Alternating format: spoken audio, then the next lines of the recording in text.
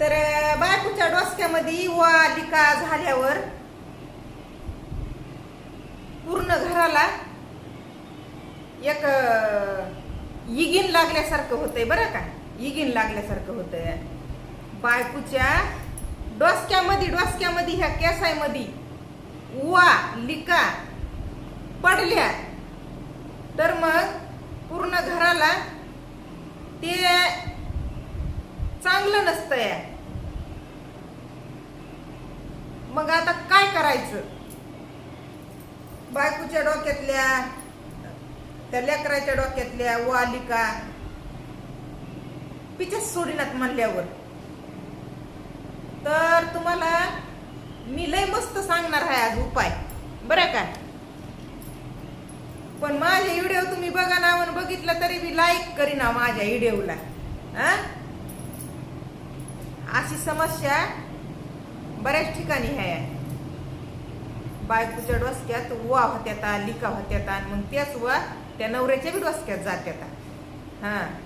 आणि मग त्याच्यानं काय होतंय आपल्या घरामध्ये इगीन येतंय. ते काही ना काही आपल्या माग साडेसाती लागलेलीच असतीय. लक्षात घ्या. जर कोणा संग असं घडत असलं तर मला कमेंट करून सांगा बरं का. तर वालिका होण्याला असे बरेच कारण आहेत. पण आपण त्याच्यावर उपचार बी करीत आहोत बरं का. उपचार करताव का नाही तर मग उपचार केल्यास त्या वालिका नाहीशी होत्याता निघून जात्याता. आणि ज्या लोकांच्या घरातली ऊच हटणाया डोसक्या इथल्या त्याला झालं की त्याला झालं की त्याला झालं की त्याला असं व्हायलं आणि त्या कमीच व्हायला गेल्या तर नक्कीच तुमच्या पाठीमाग काही ना काहीतरी साडेसाती हाया असं होतंय बरं का. तर मग आपण त्याच्यासाठी काय करायचं. तर मग आपण बघा त्याच्यावर उपाय डोळ्यात पिळायची लिंबुळी असते. डोळ्यात पिळायची लिंबुळी माहिती आहे ना. ती डोळ्यात पिळायची लिंबुळी आहे का ती खोबऱ्याच्या तेलामध्ये लिंबुळ्या टाकायच्या. खोबऱ्याच्या तेलात मस्त मिक्स करायच्या लिंबुळ्या अशा लिंबुळ्या आणि भाग लावायचं डोसक्यामध्ये आणि मस्त उन्हाला बसायचं जराशी. तड त्या आहेत ना लिका अशा जिथल्या तिथं अशा चापट्या होऊन बसत येतात. आणि मग एक फणी घ्यायची. एक फणी घेतल्याच्या नंतर त्याच्यामध्ये बारीक लिंबाची काडी घ्यायची. बारीक लिंबाची काडी कवळी आणि ती लिंबाची काडी अशी दात्रेनं अशी गुंडाळायची आणि असं खाली घ्यायचं आणि खाली येतात. लिका तेवढ्या सहजासहजी निघत नाही का. पण त्या लिका बी मरून पडत येतात डोसक्यातल्या. केसालाच असतात चिटकलेल्या पण त्या निर्जीव असतात. तर मग त्या लिका आपण कुणाच्या तरी मदतीनं केसामधून बाहेर काढायच्या अशा ओढून. आणि असं लगातार एक दिवस आड करून असं करीत राहायचं. मग बघा एक ऊ राहणार नाही तुमच्या घरामध्ये. एक ऊ खात्री आहे मला. आता ही खात्री माझ्या डोसक्यात लिकान हायता ह्याच्यावरून नाही माय. हे केसच आहेत किती असे लय पातळ केस आहेत. त्या केसामध्ये असं एक केस आपल्या हातात येत आहे. असा एक केस एवढे पातळ केस आहेत. हे काहीच सैन होत नाही ह्या केसायला. वालिका काय सपादत नाही ह्या केसांमध्ये. सगळं निर्मळ असतंय. सगळं निर्मळ आहे. सदा केस आपले इतकुशेच असते. तर मग ते झालंय कसं आमच्या सोयऱ्याच्या इथं मी गेले होते बरं का. तर सोयऱ्याच्या इथं गेले होते तर त्याच्या इथं मला कसं किच लागलं, असं रखरखच वाटलं. म्हणजे मला जरा स्वच्छता दिसली नाही त्यांच्या इथं आणि कसं वेगळंच मळमसल्यावणीच झालं मला बरं का. तर लोक म्हणते तर आपलंच पाणी बिनीन बॉटल घेऊन कुठं बी कसं जायचं असतंय का. पण मी बॉटल माझी संगच असतीये.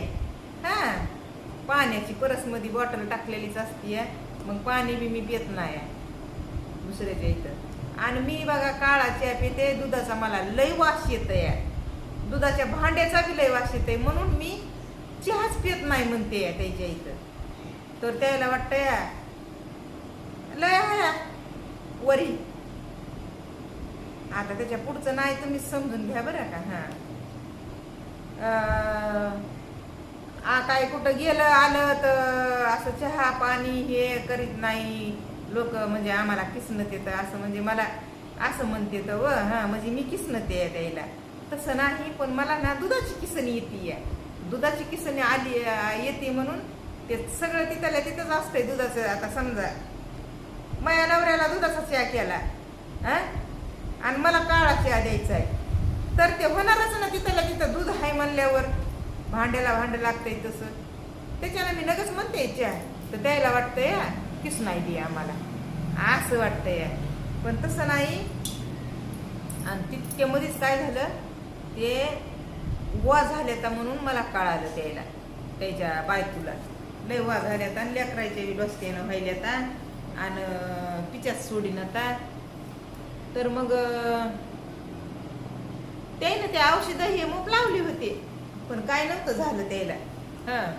औषधं हे लावली होती त्यानं. तर मग मी म्हणलं आता आमच्या इथं बघा का नाही, आमच्या माझ्या वडिलाला एक घोट्याला दुख आलं होतं.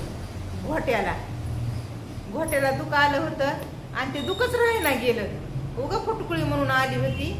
आणि ते बुट असते ते चावत आहे ना, बुटाचं दुख येतंय बघा, उलसा फोड येतंय फुटकुळी. आणि ते फोड आला आणि पुन्हा त्या फोडाचंच दुख झालं. पुन्हा ते राहता राहिना. इंजेक्शन किती बी घेतले, गोळ्या घेतल्या, दवाखाना किती बी केला आमच्या बापाने, पण 1-2 वर्ष ते दुखच राहिना गेलं. तर मग असंच त्यांच्या मामाची मुलगी तिनं बघितलं होतं त्यांचं दुख. तर ती म्हणली दादा हे बघा हे लावा म्हणली, लिंबुळी डोसक्या आपल्या डोळ्यात पिळायची लिंबुळी. मग ते लिंबुळी लावा म्हणली. मग आमच्या अण्णानं लिंबुळी लावली. तर मग ते नुसतं पाणी सुटलेलं असं कोरडं पडलं पुन्हा दुख. तवा बुट घालीत नव्हते, ते चप्पल घालीत होते. बुटानं जास्त चिकदळत होतं दुख. तर असं असतंय जे ती लिंबुळी असती कडू. काय माणूस कसं बोलतय कडू, मी कडू बोलते बघा, रोखोक बोलते, राग येतय लोकायला.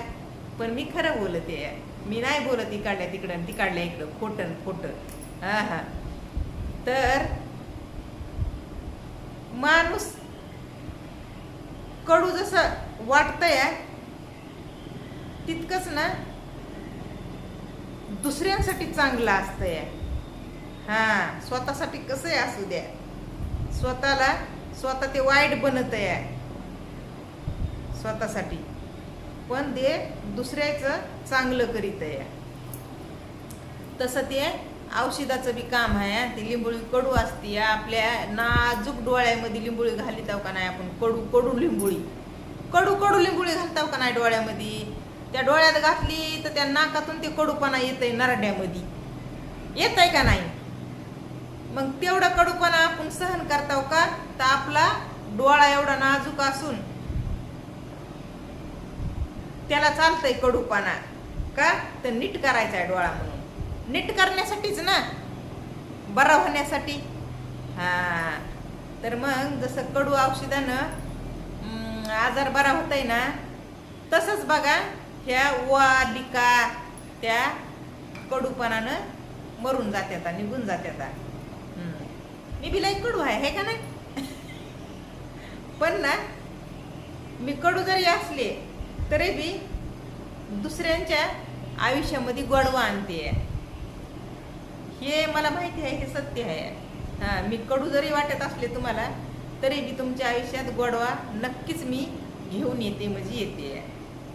कळलं का? चला मग, बाय.